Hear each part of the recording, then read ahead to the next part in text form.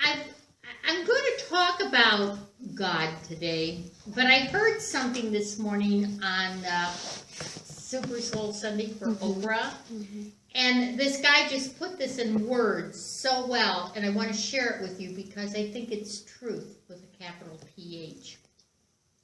And he was talking about how he wanted to be this, he didn't even know what he wanted to be, but he was over listening to some things. He decided to break into the movie industry and his journey doing that. And he said, what I've learned is that you learn the language and it will demystify what's being said. And it was like, yes. And the first place I went with that was, we go to psychics, we go to gurus, we go to church, we go here, we go there, and they talk a language. Everybody has, teenagers have their own language. You know, figure out what their language is, you're going to know, where they're going and what they're doing. It's going to take the mystery away. And I want to bring that to you because it's so important. Learn the language. And it'll take the mystery away, because the truth is there are no mysteries. And there's certainly no mysteries in the field that I work in. Whether you're sitting in my church, or you're sitting in a seance I'm doing, or you're sitting in a class I'm doing, it is not a mystery. So part of it is you have to learn the language. And the other part is that I have to be very clear about what I'm talking about.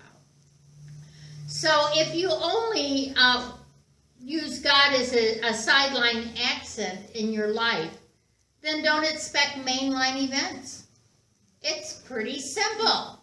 If you just want to take God to church with you and you don't want to be bothered somewhere else, don't expect him to show up somewhere else when you're in trouble.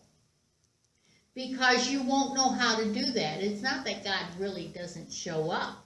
What happens is we don't know how to let God show up. So you have to, this is a 24-hour-a-day work. Doesn't mean you have to be all holy, and it doesn't mean you can't go to the movies and you can't do whatever it is you do, but you have to have some kind of consciousness of how to connect.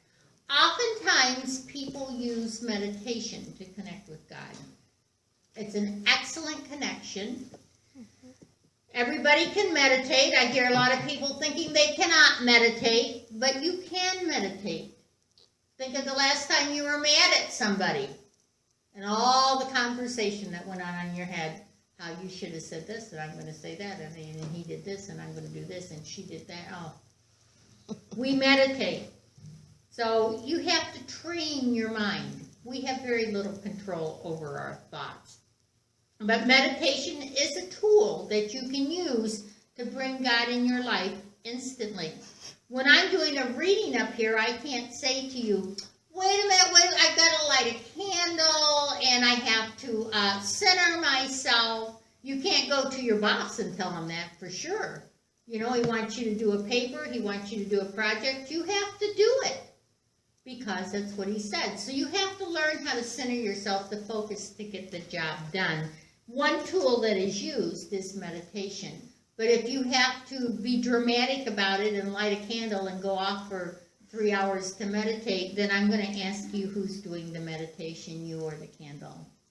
Because it is designed to teach you to pull within so you can have that space with God, no matter what's going on around you. You're able to be one with God, that you will learn to have the presence of mind to be one with God. Passion is your soul desire. Whatever you're passionate about. This little gal up here, front row, little Pammy, she's got a passion. She's got a passion. She knows what she wants to do, and letting go of the stability to go do what she wants to do is a very, very difficult thing for her. But it's her soul desire, and it will win. Because she follows her soul. She follows the direction God leads her. It may take a little while yet, but it'll win. Conditions are never just right.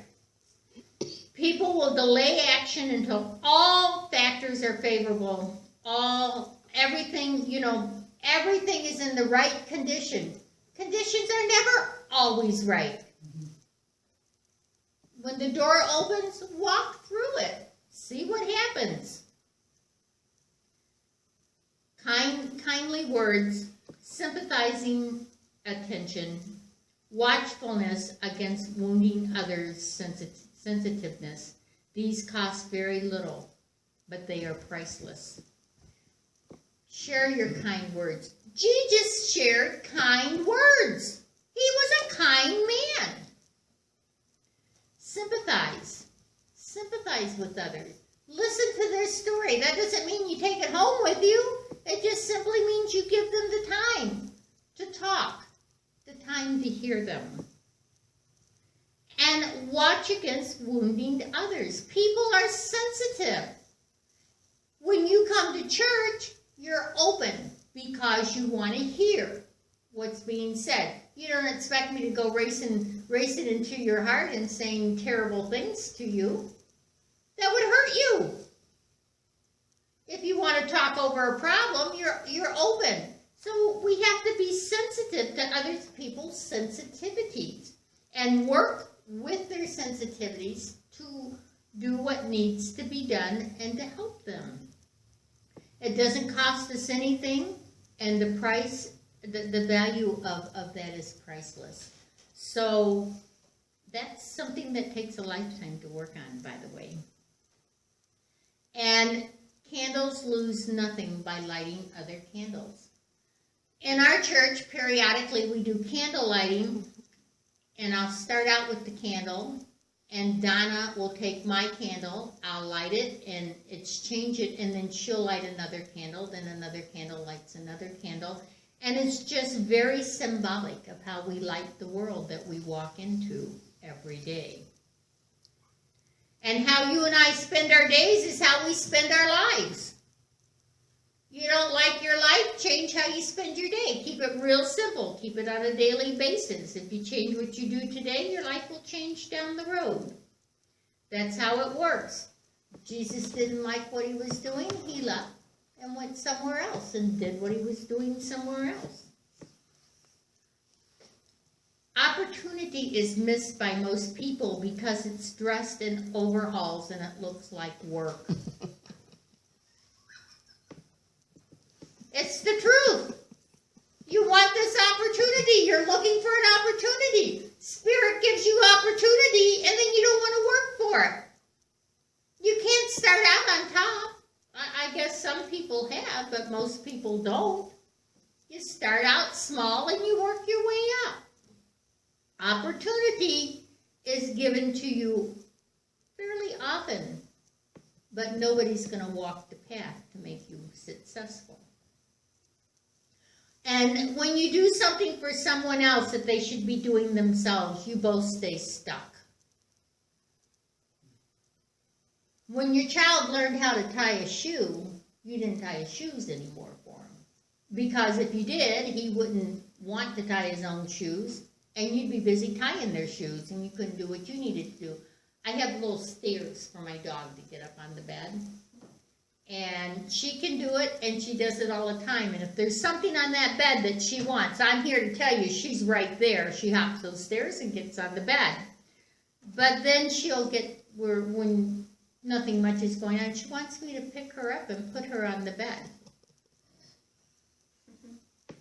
That's just a great way of talking about how we both could stay stuck if I continued that behavior. Credentials on the wall does not make you a decent human being. A lot of people have lots of credentials on the walls, and they're just jerks. Just by nature, they're jerks. So just because somebody has a lot of credentials on the wall doesn't mean that's the person you really want to follow. And just because you think it doesn't mean you know it. Don't believe everything you think, folks. You could be in trouble. And remember, the mind makes a wonderful servant, but it makes a terrible master. If you follow God, if you follow that creative place inside of you, no matter what your circumstances are, your mind will make a great servant. But if you follow your mind, you're probably going to get into a lot of chaos before you figure it out. And after the blessing came the trial. We get a blessing. Sadie's got a new car. She got a brand new car. She's been blessed with a brand new car. Now the trial comes. She's got her insurance she has to pay for. She's got to make sure she gets her oil changed. She's going to want to keep it fairly clean. She's going to want to park it in places where people aren't going to dent it. That's all the responsibilities. You ask for something, you get it. Possibly she's got payments, car payments to make, you know. It's the trial. You've got to earn up to the responsibility. And emotions are simply the voice of the Spirit. So let's listen up to what other people are telling us. And remember, no matter what your problem, God is the answer. And if you trust in your Heavenly Father, He'll never let you down. God bless you.